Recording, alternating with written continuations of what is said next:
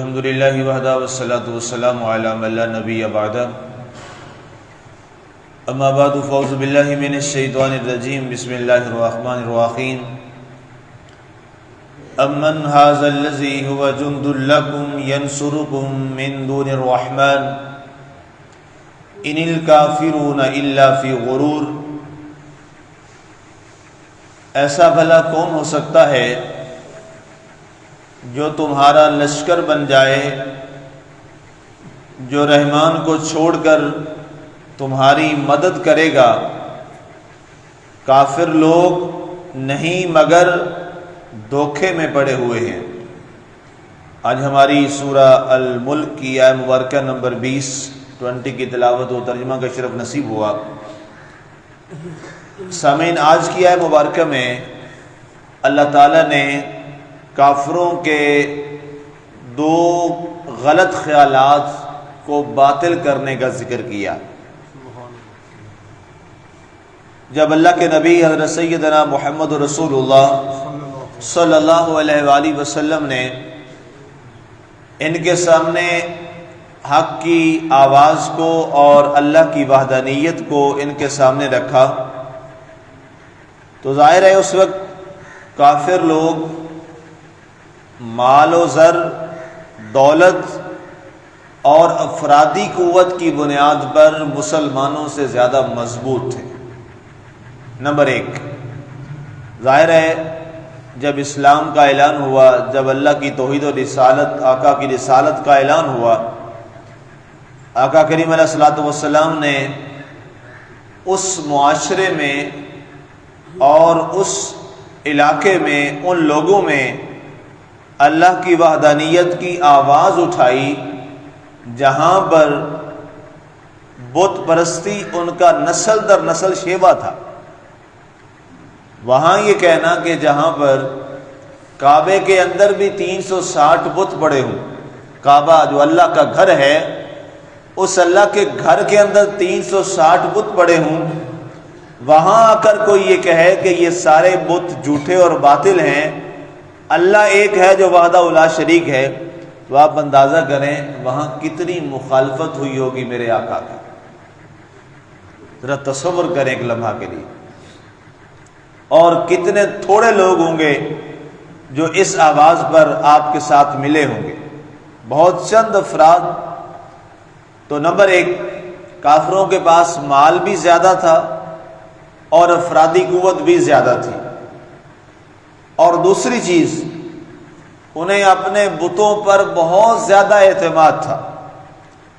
اللہ تعالیٰ کی ذات کی بجائے وہ تمام تر اعتماد اور یقین اپنے بتوں پر اس لیے رکھ کے بیٹھے تھے، اس کی 2 وجوہات تھیں۔ نمبر 1 وجہ تو یہ تھی کہ ان کے بڑے، ان کے آباء و اجداد یہی کام کرتے چلے آ رہے تھے، تو ظاہر ہے کہ عادت ہے، انسان کی فطرت ہے کہ جو اس کے بڑے اور اس کے اسلاف وہ کام کرتے چلے آ رہے ہوتے ہیں تو اس کی آنے والی اگلی نسل بھی اسی کو آگے لے کے چلتی ہے۔ ایک تو یہ وجہ تھی، اور دوسری وجہ یہ تھی کہ بت ان کے سامنے تھے، بتوں کو وہ دیکھتے تھے، لیکن حضور علیہ الصلوۃ والسلام جس اللہ کی بات کر رہے تھے اس کو تو وہ دیکھ بھی نہیں سکتے تھے، وہ تو ان کی نظروں کے سامنے بھی نہیں تھا کہ جناب ایک اللہ ہے۔ کدھر اللہ ہے جی؟ فرمایا اس کا وجود ایسا ہے کہ تمہاری نظر اس کو نہیں دیکھ سکتی۔ تو آپ خود سوچیں، ایک عام سی بات ہے کہ ایک چیز سامنے ہو اور ایک چیز نظر ہی نہ آ رہی ہو تو انسان لا محالہ اس کی طرف جاتا ہے جو چیز انسان کو نظر آ رہی ہوتی ہے۔ اب ان 2 چیزوں کی بنیاد پر یہ کافر لوگ حضور علیہ الصلوۃ والسلام کے پیغام کے خلاف ڈٹ گئے اور کھڑے ہو گئے، اور انہوں نے کہا کہ ہم آپ کا مقابلہ کریں گے، ڈٹ کر مقابلہ کریں گے۔ تو اس پر اللہ تعالیٰ نے یہ آیت مبارکہ نازل فرمائی اور ارشاد فرمایا، امن ھذا الذی ھو جند لکم ینصرکم من دون الرحمن۔ فرمایا کہ اے پیارے حبیب صلی اللہ علیہ وآلہ وسلم، ان کافروں کو اپنی افرادی قوت پر اور اپنے لاؤ لشکر پر بڑا فخر ہے، تو آپ فرما دیجئے ایسا بھلا کون ہو سکتا ہے جو تمہارا لشکر بن جائے، جو رحمان کو چھوڑ کر تمہاری مدد کر سکے۔ اگر آج انہیں یہ ناز ہے کہ ہمارے پاس لوگ بہت زیادہ ہیں، تو فرمایا اللہ تعالیٰ کی اگر مدد کسی کے ساتھ شامل حال نہ ہو، چاہے جتنے افراد اس کے ساتھ ہوں، وہ کبھی کامیاب نہیں ہو سکتا۔ کامیاب وہی ہوتا ہے جس کے ساتھ اللہ کی مدد شامل حال ہو جاتی ہے۔ چاہے افراد تھوڑے ہوں، چاہے افراد زیادہ ہوں، یہ کوئی میٹر نہیں کرتا، اس کا کوئی لحاظ نہیں ہے۔ اگر لوگ تھوڑے بھی ہیں لیکن ان تھوڑوں کے ساتھ اللہ کی اگر مدد آ جائے گی تو اے پیارے حبیب، ان کا بڑا لشکر بھی جو ہے، تھوڑے لوگ ان کے لشکر کو پانی کی طرح بہا کے لے کے چلے جائیں گے۔ اور اللہ تعالیٰ نے پھر یہ کر کے بھی دکھایا۔ جب غزوہ بدر ہوا، اسلام کا پہلا غزوہ ہوا، رمضان المبارک 17 رمضان المبارک 2 ہجری کو، تو مسلمانوں کی تعداد کتنی؟ تھوڑی سی تعداد، 313 صرف لوگ، اور ان کے مقابلے میں کتنی بڑی تعداد تھی؟ 3 گنا بڑی تعداد تھی کافروں کی، اور ان کے پاس چند ایک گھوڑے، 5-6 گھوڑے اور چند ایک اونٹ اور 5-6 تلواریں ان کے پاس تھیں۔ اس کے سوا اور ان کے پاس، مسلمانوں کے پاس کچھ نہیں تھا۔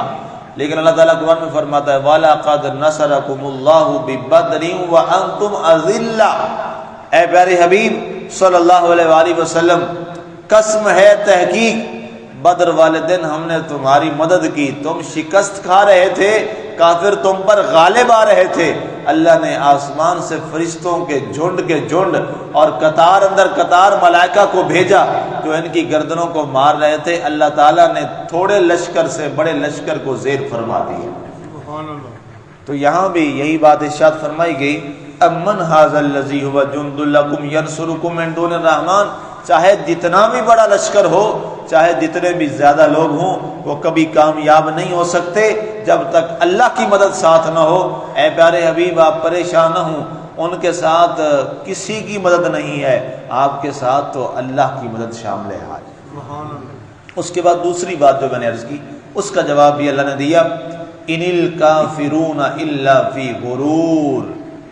فرمایا ایک بات تو یہ ہے کہ ایک دھوکے میں یہ پڑے ہوئے ہیں کہ ہمارے پاس لوگ زیادہ ہیں، اور دوسرا پیارے حبیب یہ ہے کہ انہیں سب سے زیادہ جو غرور اور تکبر ہے اور جس پر اعتماد ہے وہ ان کے بت ہیں، ان کے جھوٹے خدا، بت جو انہوں نے بنائے ہیں، انہیں اس پر اعتماد ہے۔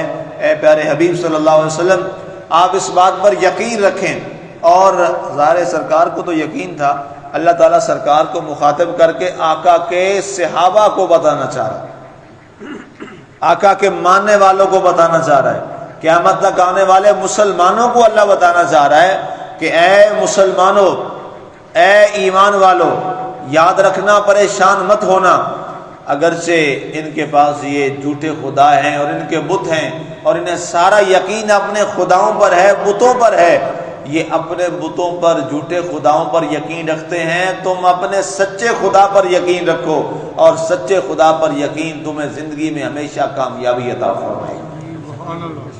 اور یہ یاد رکھیے، اپنے مالک پر یقین بہت بڑی دولت ہے، اپنے خالق پر یقین بہت بڑی دولت ہے، اپنے رازق پر یقین بہت بڑی دولت ہے۔ اور جس انسان کے اندر یہ دولت آ جائے، جس کے اندر یہ جذبہ اور یہ یقین آ جائے کہ میرا اللہ ہے اور وہ میرا مالک ہے اور وہ میرا رازق ہے اور وہی میرا سب کچھ ہے، میرے نفع اور نقصان کا مالک میرا اللہ ہے، تو انسان دنیا میں کبھی کسی طاغوتی قوت سے نہیں ڈرتا اور کبھی وہ پریشان نہیں ہوتا، اس لیے کہ اسے یقین ہے کہ میرا مالک جو چاہے گا وہی ہوگا۔ یفعل اللہ ما یرید، اللہ تعالیٰ جو ارادہ کرتا ہے وہی ہوتا ہے، جو اللہ چاہتا ہے وہی ہوتا ہے۔ تو فرمایا پیارے حبیب، جھوٹے خداؤں کے مقابلے میں آپ اور آپ کے ماننے والوں کے پاس سچا خدا ہے اور سچا اللہ ہے، اور جب بھی یہ جھوٹے خداؤں کی امید لے کر آپ کے مقابلے میں آئیں گے تو اللہ تعالیٰ ان کو ہمیشہ منہ کی کھانی پڑے گی اور اللہ ان کو رسوا کرے گا، مسلمانوں کو باعزت اور سرخرو فرما دے گا۔ اور قرآن پاک میں اللہ تعالیٰ نے کئی مقامات پر اس بات کا ذکر کیا کہ من یتوکل علی اللہ فہو حسبہ، کہ جو شخص اللہ کی ذات پر بھروسہ اور یقین کرتا ہے اس کے لیے اللہ کی ذات کافی ہوا کرتی ہے۔ سبحان اللہ۔ اس کے لیے میرے مالک کی ذات جو ہے وہ بڑی عظیم ذات ہے۔ تو اس لیے مسلمانوں ان دو باتوں میں آج کے درس مبارک میں ہمارے سامنے جو دو اہم باتیں اللہ نے قرآن پاک میں بیان فرمائی، ان دونوں کو ہم نے اپنے ذہن میں رکھتے ہوئے اپنے مالک کے ساتھ تعلق کو مضبوط کرنا ہے۔ نمبر ایک، اگر آپ حق پر ہیں، آپ سچ پر ہیں اور آپ حق کے ساتھ کھڑے ہیں، چاہے آپ تھوڑے ہیں، آپ کو پریشان اور غم زدہ نہیں ہونا چاہیے۔ آپ کے مقابلے میں جتنے زیادہ لوگ ہیں تو آپ کو اس بات کا یقین ہونا چاہیے کہ میں حق اور سچ پہ ہوں، تو اس کا نتیجہ یہ ہے کہ میرا اللہ میرے ساتھ ہے۔ سبحان اللہ۔ اور جب اللہ کسی کے ساتھ ہوتا ہے تو پھر اسے کسی اور کے ساتھ کی ضرورت نہیں رہتی۔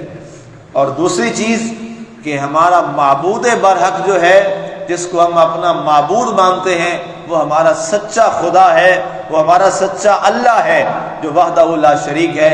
تو اس کے مقابلے میں جتنے بھی جھوٹے خدا آئیں گے وہ ذلیل اور رسوا ہو جائیں گے، اور ایک وحدہ لا شریک کو ماننے والا انسان دنیا اور آخرت میں کامیاب ہو جائے گا۔ اللہ تعالیٰ کی ذات ہمارے یقین کو مضبوط فرمائے، اور اللہ تعالیٰ اس بات پر ہمیں قائم رکھے کہ ہم حق اور سچ پر ہی قائم رہیں اور اسی پہ ڈٹے رہیں۔ آمین۔ وما علینا الا البلاغ المبین۔